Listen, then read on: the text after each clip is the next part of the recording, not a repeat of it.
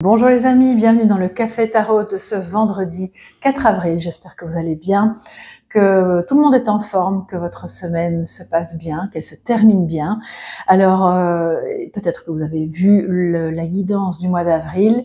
Dites-moi un petit peu ce que vous en pensez, comment ça se présente pour vous. Voilà, vous pouvez aller me le dire sous cette vidéo-ci ou bien, si vous avez l'occasion, sous l'autre vidéo, celle de la guidance du mois d'avril. Merci pour vos chaleureux messages, pour vos partages, vos petits pouces bleus, vos abonnements, pour tout ce que vous faites pour soutenir la chaîne. Ça me va droit au cœur, vraiment, ça me fait chaud au cœur. Et eh bien, ça aide beaucoup mon travail, donc merci pour tout ça. Et j'ai hâte, évidemment, si jamais vous venez un jour en vacances en Andalousie, de pouvoir vous accueillir dans ma consultation ici en présentiel, puisque vous savez que le mois dernier, j'ai ouvert ma consultation. Et donc, pouvoir vous rencontrer en vrai, ça, ce serait vraiment la cerise sur le gâteau. Donc, n'hésitez pas, hein, si vous prévoyez des petites vacances dans la région de Malaga, à me contacter, ça me fera très plaisir. Alors, les amis, trêve de parlotte, on y va aujourd'hui avec le tarot du chercheur de vérité. L'oracle G, on ne le présente plus, hein, vous le connaissez tous. Et puis un message de sagesse avec la voix de la découverte intérieure. Voilà, voilà. C'est parti avec le petit café, le petit thé. Moi, je termine mon café ici. Peut-être que vous êtes dans les transports en commun ou que vous venez juste de vous réveiller. Je passe ce petit moment avec vous pour voir quelles sont les énergies positives et négatives du jour. Et puis, on en discute. Alors, ce jeu est particulièrement grand, donc je vais plus lentement pour ne pas tout faire tomber.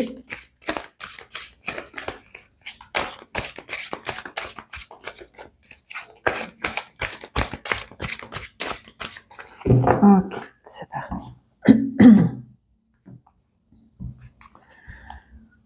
Alors, nous avons le prince de bâton en positif et le 8 de bâton. Alors, on reste dans les bâtons, c'est le feu, la passion en défi. Alors, les amis, le positif. En fait, on va commencer par le défi et puis comme ça, on termine sur la note positive.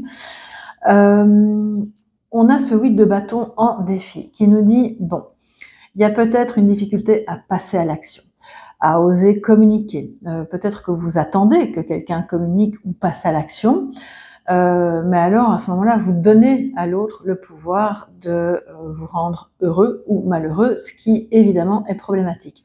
Alors je sais bien qu'on est parfois tributaire des actions de l'un ou l'autre, mais si c'est votre défi, ça veut dire justement, n'attendez pas que l'autre agisse ou que l'autre passe à l'action ou qu'il communique.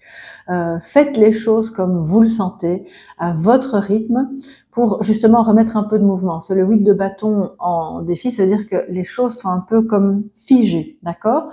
Donc c'est votre défi aujourd'hui, quel que soit le domaine auquel vous pensez, hein, que ce soit professionnel, sentimental, privé, un projet, on y va. On met le pied à l'étrier et on bouge, on communique, parce que sinon, en fait, vous allez vous sentir au bout de la journée comme mais qu'est-ce que j'ai fait aujourd'hui? C'est un peu comme, vous voyez, les jeunes qui passent des heures sur le GSM. Après, quand ils quittent le GSM, et je sais de quoi je parle, hein, puisque j'ai 2 ados à la maison, il faut réguler ça, parce que sinon, après, on se sent super mal, en fait, et complètement déconnecté, et avec cette sensation de vide, de n'avoir rien fait, de ne pas avoir communiqué. Donc voilà, alors ça c'est le défi. Mais, parce qu'il y a un mais positif avec le prince de bâton, qui lui dit, bon allons-y, hein, on découvre, on y va. C'est la fraîcheur, c'est la jeunesse, ne nous prenons pas la tête, c'est un peu l'inconnu, mais j'ai envie de découvrir de nouveaux chemins. Et puis, ça peut être découvrir une nouvelle activité, ou découvrir un nouveau chemin ensemble, en couple, pour changer les choses, pour remettre un peu d'élan. Ou alors ça peut être quelque chose qui vous intéressait de loin, mais là tout à coup, l'intérêt est grandissant et vous vous dites, bon, j'y vais. Ça peut être aussi le lien à quelqu'un de plus jeune que vous, qui est tellement plein d'entrain, il a tout le temps envie de découvrir de nouveaux horizons. Enfin, je dis il, mais ça peut être elle. C'est une énergie quand même plus masculine avec le prince de bâton, mais ça peut être incarné par une femme, d'accord? Donc, on voit vraiment que ce qui va vous porter aujourd'hui, c'est la curiosité, l'intérêt, oser sortir de la zone de confort et de découvrir de nouveaux horizons, quel que soit le domaine. Alors, qu'est-ce que l'oracle G nous raconte de beau pour cette journée du vendredi 4 avril? Oh là là, tout qui saute en même temps.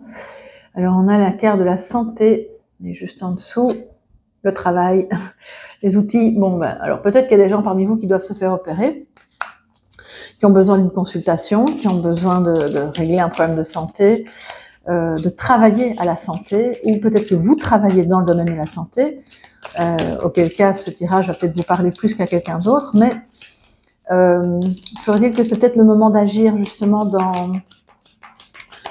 soit dans votre domaine si vous êtes dans la santé, soit pour votre santé. Si c'est une opération peut-être bénigne, mais que vous reportiez parce que pas le temps, je peux pas prendre congé, ou voilà, bah, c'est peut-être le moment quand même d'envisager les choses et d'oser. Ouais. Alors, on y va. Excusez-moi. Alors cette toux, elle risque de durer un peu un certain temps parce que comme c'est allergique, voilà, ça risque de durer quelques semaines. Alors nous avons la balance, donc la mise en équilibre. Hein. Je peux parler de commerce aussi, mais j'y reviendrai après. Alors on a les deux cœurs là, mais qui sont arrivés à l'envers. Moi, alors l'oracle G, je l'interprète pas toutes les cartes, mais ça m'arrive de l'interpréter quand même aussi à l'envers. Donc je vais le laisser à l'envers. Et puis on a l'homme blond. Alors quand on a un homme, ça va pas concerner que. Je suis pas dans une guidance privée, donc on va élargir, hein, bien entendu. Mais ça peut, pour certains et certaines d'entre vous, vraiment vous parler d'un homme blond. Et donc on a le hasard. Ouais, ok. Donc là, je pense qu'aujourd'hui, les amis, le hasard, en positif, ça parle justement de, ok, on sort de la zone de confort, on jette les dés, on y va. Après, il sera toujours temps justement, c'est ce qui va permettre d'être en équilibre, de trouver la balance en fait dans votre vie. Je pense aussi qu'il y a peut-être des choses à explorer qui n'ont pas encore été explorées et qui seront porteuses pour retrouver un équilibre financier, même si ça paraît un peu hasardeux. En fait, ça ne l'est pas. Et ça, c'est vrai que la vie parfois nous présente les choses d'une manière sous un scénario tellement bizarre, comme ça a priori, et puis après coup, on se rend compte que c'était justement précisément ce qu'il fallait pour être en équilibre, émotionnellement, professionnellement, matériellement. Ça concerne plus un homme, hein, je confirme. Alors là aussi, les blonds, je sais pas s'il faut en conclure quelque chose, parce que parmi vous, il y a certainement des hommes qui ne sont pas blonds, évidemment, ou qui n'ont plus de cheveux, ou qui sont noirs de cheveux à la base. Peu importe, ça évoque la jeunesse. La blondeur évoque la jeunesse de manière symbolique. Et là, on vous dit justement, soyez fougueux. Hein, c'est vraiment le terme. Soyez fougueux, allez-y, découvrez. N'ayez pas peur de votre passion, de ce que vous avez envie de faire, de ce que vous voulez découvrir. Je pense qu'il y a un homme qui vient vers vous, si c'est sentimental, avec beaucoup de passion, ce qui fait que ça va remettre les choses un peu en équilibre dans peut-être des appréhensions que vous aviez. Ça peut être aussi une passion commune pour un sujet, pour un projet. Et ça, c'est vraiment évidemment top parce qu'on voit que chacun a apporté sa part. Donc là, c'est vraiment beau. Mais comme ça rejoint aussi le défi, bon, je pense qu'il y a quand même des questions qui se posent ici. Pour moi, cette conjonction de cartes, elle me dit on ne montre pas assez ses sentiments. On ne les manifeste pas assez, on ne passe pas assez à l'action, on ne communique pas assez l'amour, tout court, voilà, si c'est sentimental. Et si c'est par rapport à un projet de cœur, c'est la même chose, les amis. Et là, peut-être que vous vous posez des questions aussi par rapport à l'amour que vous portez à quelqu'un, vous vous demandez, bon, est-ce que je vais rester avec cette personne? Qu'est-ce que je dois lui dire? Sa manière d'être me paraît tellement hasardeuse, ça ne me convient pas. Ça peut être ça aussi. Donc le défi aujourd'hui, voilà, c'est de parvenir à communiquer avec amour, avec cette personne donc, et de mettre en avant les sentiments. Et je dirais que même si vous doutez de vos sentiments, c'est important de toujours mettre l'énergie de l'amour en avant dans tout ce que vous avez à dire ou à faire aujourd'hui, pour pouvoir avancer en fait, et remettre du mouvement, d'accord? Parce que le 8 de bâton, normalement, ça fuse, hein. Donc là on dirait que tout est hyper ralenti. Ça ne veut pas dire que c'est à l'arrêt, mais c'est important quand même de le prendre en considération pour ne pas avoir cette sensation désagréable que ça stagne, alors que c'est juste un moment de ralentissement qui probablement est nécessaire pour contrebalancer toute cette fougue qu'il y a par ailleurs, peut-être pour un autre sujet, d'accord? Donc là, voyez un peu comment ça vous parle. Si c'est pas votre partenaire masculin, ça peut être votre fils, ça peut être votre collègue, un ami proche, mais oui, ça manque de chaleur, hein. On va tourner autour du pot, ça manque de chaleur. Je pense que c'est important de aujourd'hui se remettre dans une énergie plus douce. Alors, les amis, oups, qu'est-ce qu'on a comme message de sagesse pour cette journée? Vous savez quoi, je vais vous les mettre comme ça, c'est encore mieux. Et nous avons l'ego avec la carte numéro 11. Alors, l'ego qui vient en message de sagesse pour nous dire, on a besoin de lui, hein, on va pas l'annihiler. Je pense que les personnes qui sont dans le domaine spirituel, un peu New Age, alors je vais pas critiquer le New Age parce que il y a des notions qui me parlent aussi, mais quand c'est porté à l'extrême où on vous dit faut dépasser complètement l'ego, personnellement je suis pas d'accord, parce qu'en fait il est aussi là comme une protection. L'ego c'est une partie de notre mental agrémentée d'autres choses qui pour moi est un petit peu indéfinissable, mais on en a besoin.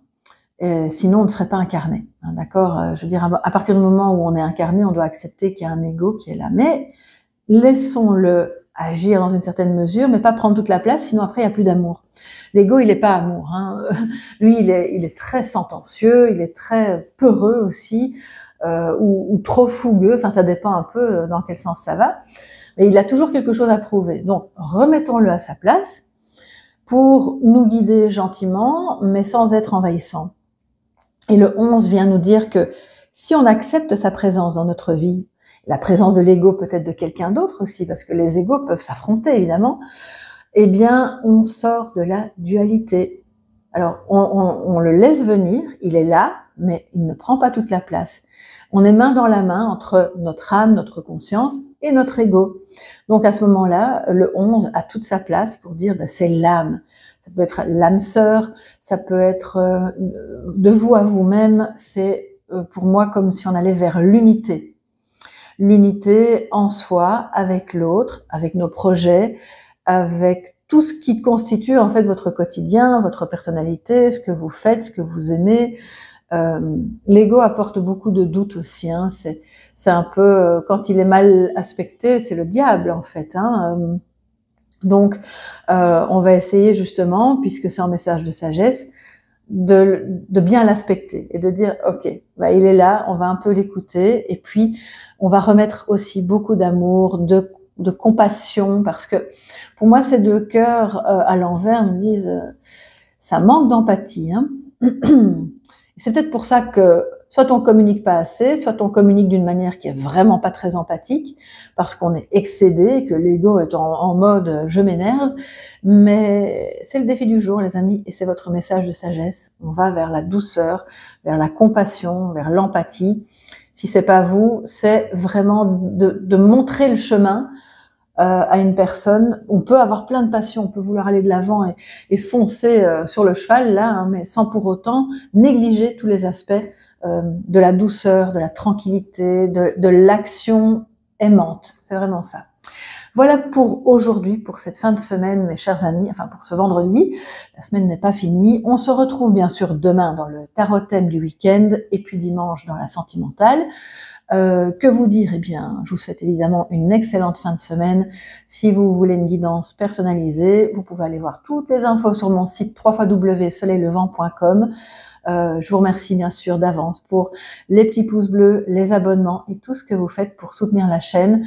On se retrouve demain. Gros bisous les amis. Bye bye.